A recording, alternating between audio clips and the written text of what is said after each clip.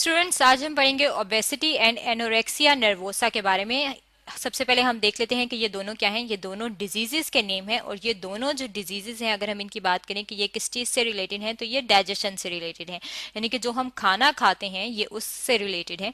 Obesity की अगर हम बात करें तो ओबेसिटी जो है, यहाँ पे अगर हम इस डायग्राम में देखें तो ये ओबेस पर्सन यानी कि एक मोटा आदमी दिखाया गया है। ओबेसिटी में क्या होता है, ओबेसिटी में एब नॉर्मल अमाउंट ऑफ फैट जो है वो बॉडी के अंदर आ जाती है, यानी कि जितनी जिस्म को चिकनाई की जरूरत होती है उससे ज्यादा चिकनाई, उससे ज्यादा फैट जो है वो हमारी बॉडी के अंदर मौजूद होती है, और उस कंडीशन में क्या होता है, अब ओबेसिटी हो जाती है। और अगर हम बात करें एनोरेक्सिया नर्वोसा की, तो एनोरेक्सिया नर्वोसा जो है ये ओबेसिटी के बिल्कुल ऑपोजिट है। और इसके अंदर क्या होता है, इसमें भूख नहीं लगती, यानी कि भूख ना लगने की वजह से वो क्या होती है कि भूख ना लगे, एक डर होता है कि हम मोटे हो जाएंगे, और वो जो डर होता है जिसकी वजह से आपको भूख नहीं लगती, ये एक डिजीज है जिसे कहा जाता है एनोरेक्सिया नर्वोसा। सबसे पहले बात कर लेते हैं हम ओबेसिटी की, जिसमें एबनॉर्मल अमाउंट ऑफ फैट आ जाती है। इसमें क्या होता है, जो एडिपोज टिश्यूज होते हैं, एडिपोज टिश्यूज जो है ये वो टिश्यूज होते हैं जिनके अंदर फैट जमा होती है, यानी कि चिकनाई जमा होती है। जो भी हम फैट से रिलेटेड चीज खाते हैं, बटर खाते हैं या ऑयल अपनी फूड के अंदर, अपने खाने के अंदर इस्तेमाल करते हैं, वो हमारी बॉडी के अंदर एडिपोज टिश्यूज के अंदर स्टोर हो जाती है। अब ये जो एडिपोज टिश्यूज हैं, इनके अंदर जो फैट जो जमा हो रही है वो आहिस्ता आहिस्ता वो जो ड्रॉप्स हैं वो कंबाइन हो जाते हैं, और वो कंबाइन होके वो बहुत बड़े बड़े फैट के ग्लोब्यूल्स बन जाते हैं। अब जब ये फैट के ग्लोब्यूल्स बन जाते हैं तो ये उन एडिपोज टिश्यूज के सेल्स के अंदर जमा हो जाते हैं, और उस सेल के अंदर ये क्या करते हैं, उस सेल के अंदर जो उनका लिक्विड पार्ट होता है जिसे साइटोप्लाज्म कहा जाता है, ये उसके अंदर उसके सारे साइटोप्लाज्म की जगह को फिल कर लेते हैं। अब जब सारे सेल्स के अंदर फैट जो है वो जमा हो गई है, तो ये हम सेल्स जो है ये आपस में मिलकर टिश्यू बना रहे हैं, और ये जो एडिपोज टिश्यूज हैं ये सारे फैटनिंग टिश्यू हो जाते हैं। और ये फैट डिपॉजिट कहाँ होती है, ये ज्यादातर एब्डोमेन में यानी कि पेट के ऊपर डिपॉजिट होती है।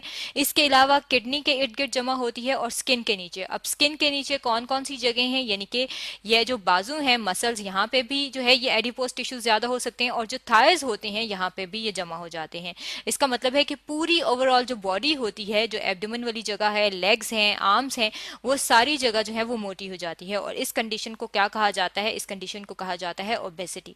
और अगर हम इसकी रीजन देखें कि ये ओबेसिटी, ये मोटापा जो है ये होता किस वजह से है, तो ये इसकी फर्स्ट जो रीजन है वो है हार्मोन के बैलेंस की वजह से, यानी कि हमारी बॉडी के अंदर जो है वो हार्मोन्स मौजूद होते हैं, और ये जो हार्मोन्स होते हैं ये हमारी बॉडी के अंदर रेगुलेट करते हैं फैट्स को, यानी कि जो जिस्म के अंदर चिकनाई है ये उसको रेगुलेट करते हैं। अब जब ये हार्मोन्स डिस्टर्ब हो जाते हैं तो उसकी वजह से भी ओबेसिटी होती है।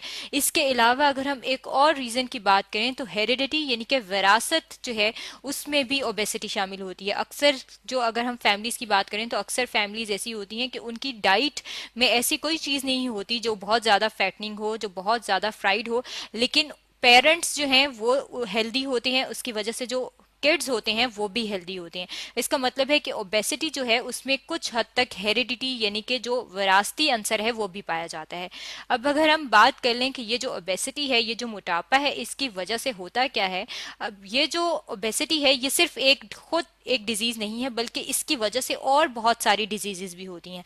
अब अगर हम और डिजीजेस की बात कर लें कि ओबेसिटी की वजह से और क्या क्या होता है, तो यहाँ पे हमने यहाँ पे एक फ्लो चार्ट बनाया हुआ है कि ओबेसिटी की वजह से क्या क्या होता है। ओबेसिटी की वजह से सबसे पहले तो स्टमक डिसऑर्डर होता है, क्योंकि एब्डोमेन पे बहुत ज्यादा फैट है तो उसकी वजह से आपका स्टमक जो है वो नॉर्मल फंक्शन नहीं कर सकता। इसके अलावा कैंसर जो है उसके रिस्क, उसके चांसेस बढ़ जाते हैं। मूड डिसऑर्डर्स हो सकते हैं, यानी कि मूड जो है, मूड स्विंग होता है, एक जैसा मूड नहीं रहता। हार्ट डिजीजेज हो जाती हैं, यानी कि दिल से रिलेटेड डिजीजेस हो सकती हैं। इसके अलावा रिप्रोडक्टिव डिसऑर्डर्स हो सकते हैं, लिवर डिजीजेस हो सकती हैं, यानी कि जिगर से रिलेटेड डिजीजेस हो सकती हैं, हाइपरटेंशन होती है, और डायबिटीज हो सकती है। यानी कि मोटापा जो है वो बहुत सारी और बीमारियों की वजह भी बन सकता है।